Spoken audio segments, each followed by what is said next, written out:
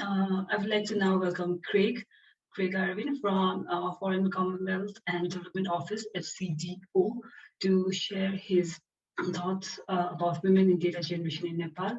So welcome, Craig.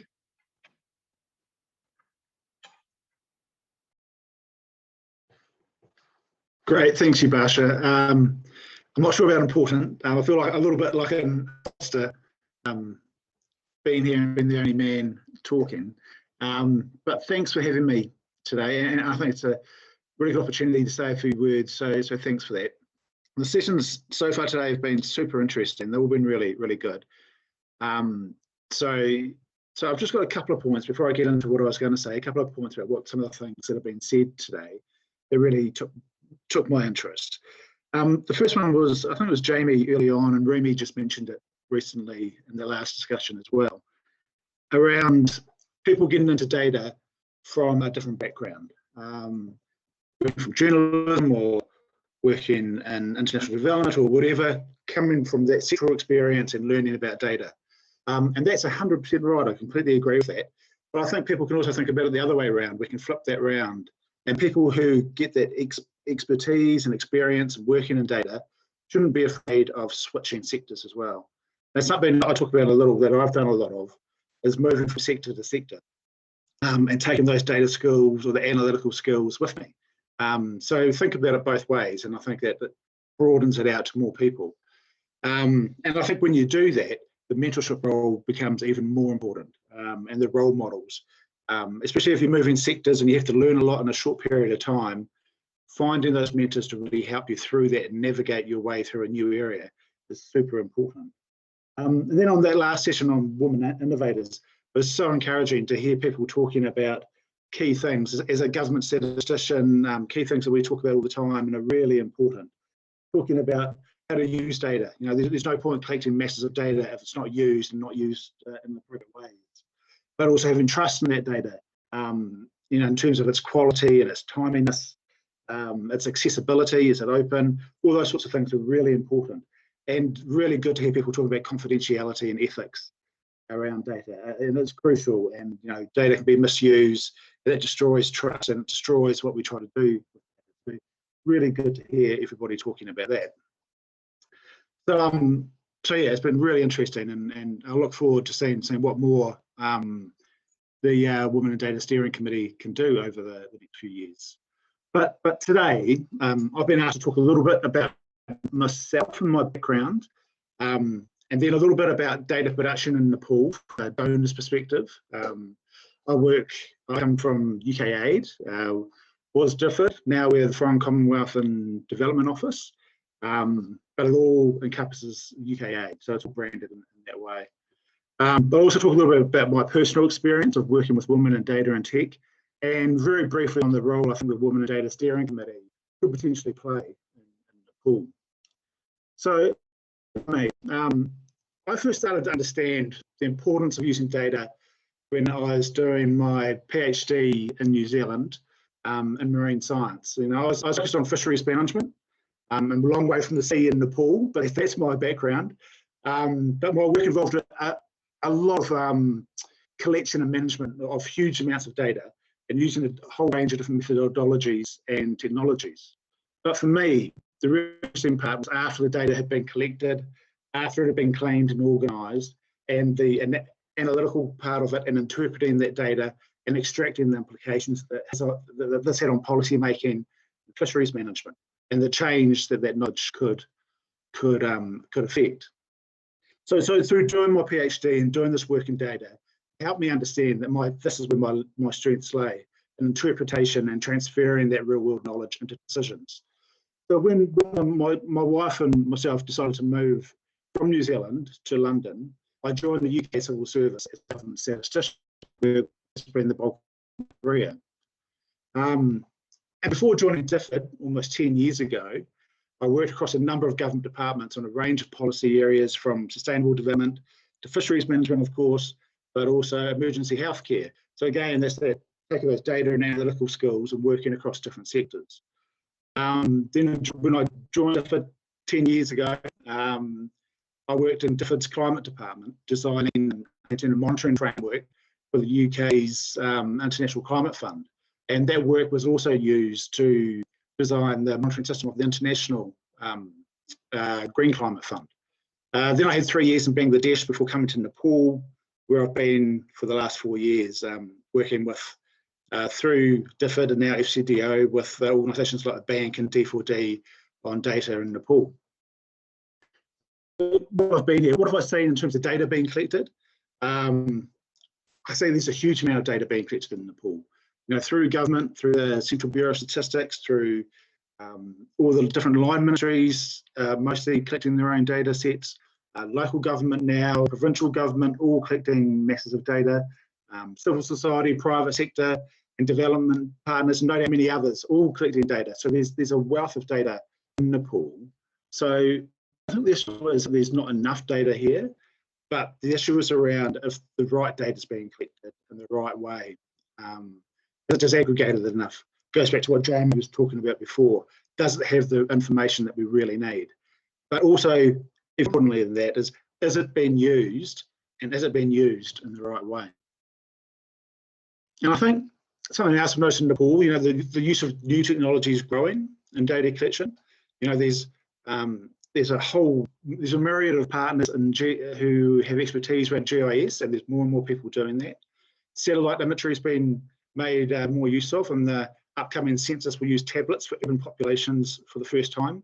And CBS also trialling an e-census for diplomatic missions, which is something very new in Nepal, very new in the region, to be honest. And also there's lots of talk here, blockchain, which was interesting.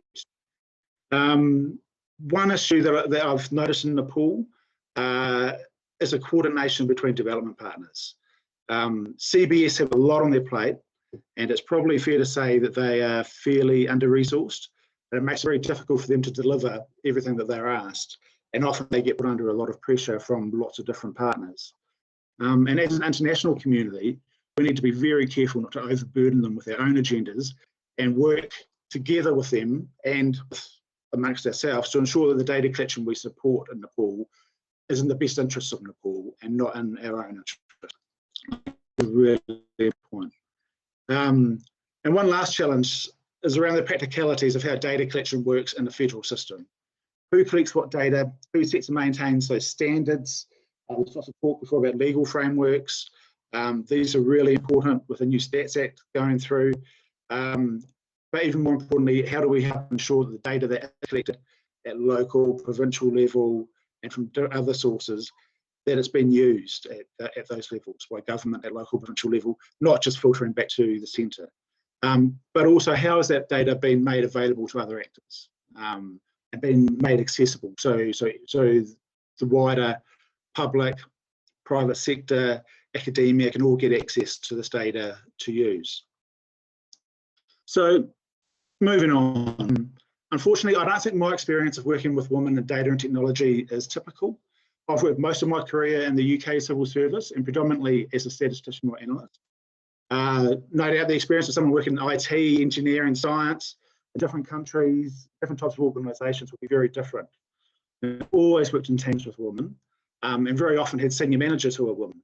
So for me, it's very normal and it's just part of any job I've worked in. So I don't see any reasons why women shouldn't or wouldn't be working in this field. So it's great to see such a dynamic community being developed here, really pushing this. I think it's really important. You know, and as an example, in FCDO, around 2/3 of the people working in the statistics profession are women, including my head of profession. Throughout here in Nepal, we support the World Bank, and that team's led by Nethra Palaniswamy, who a lot of you will already know. And she is a great team that includes a number of women who are all great at what they do, including Lisa, who I think is on the call. The D4D team today, who helped organise today's conference, was established and led by Louisa Dennison and Teresa Furnison, who a lot of you will know, especially from the last conference. And this leadership's been passed on and continued under Sajana and Carolyn, who are both here today. And a little closer to home, I have 2 young daughters, both of whom love maths and science and have high aspirations for the future. My 6-year-old would say she wants to build things and be an engineer, but she also says she wants to be an underwater vet. So I'm not entirely sure what that means. So let's see. But it's great for her, for both my girls, to see role models like the women who have been talking here today in action, and hopefully they can aspire to do the sorts of things that you are all doing. And my biggest concern for my girls, to be honest, is that the rest of the world is not as open to diversity as the world I've been lucky enough to work in. And this may hold them back, similar to what many of you have experienced. So, and what roles do I think the Women in Data Steering Committee can support women in data and technology? I listed a few ideas here, but I think a lot of them have been talked about today already. I think there's a crucial role in inspiring new girls to get started in terms of data and tech and STEM more widely. I think working with young people is really important, and it's the right focus. But don't forget those who are a little older and might be new to these fields as well. You know, there's a whole range of data and technology that people can engage with, so don't limit it too much. And once women get started, there needs to be support and encouragement for them to stay involved, especially when they have difficulties. And as you've all talked about today, they will. Provide training opportunities, not just in the hard technical skills, but the softer skills. Interpretation, how to communicate ideas in an impactful way, and how to deal with challenges they might face in the workplace. And there's been a bit of discussion around that today, which has been great, but I think that's really important. Once they get hooked in data and tech, provide support and encouragement to help them follow through on their careers, help them find jobs, help them start their own businesses, and provide those mentors and role models, which has been a big discussion point today, which is great. I think also bringing women in data and tech together at events like this, creating the real community of like-minded people who can support and encourage one another, create a community that can be stronger than some of its parts. And we can see that this is starting to happen already, which is fantastic. And lastly, support the wider data and technology agenda in Nepal. For example, think about how you can support the work on open data. What can you do as a community to make more data and information openly available? How can this information be used to hold government to account, produce more research, create more business opportunities for women?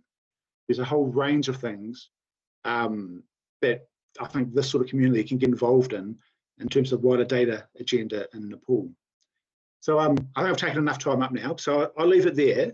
But just before I go, I'd just like to really thank the organisers today and all the participants, especially the people who have spoken. It's been really engaging and really interesting, and I thoroughly enjoyed it. Thank you. Basha, I'll pass back to you. Thanks so much, Craig. Thanks for highlighting the key points from the conference today, and totally agree with the sentiments. But many more thanks for sharing on the state of data production here, the opportunities as well as the challenges that you talked about. So with this,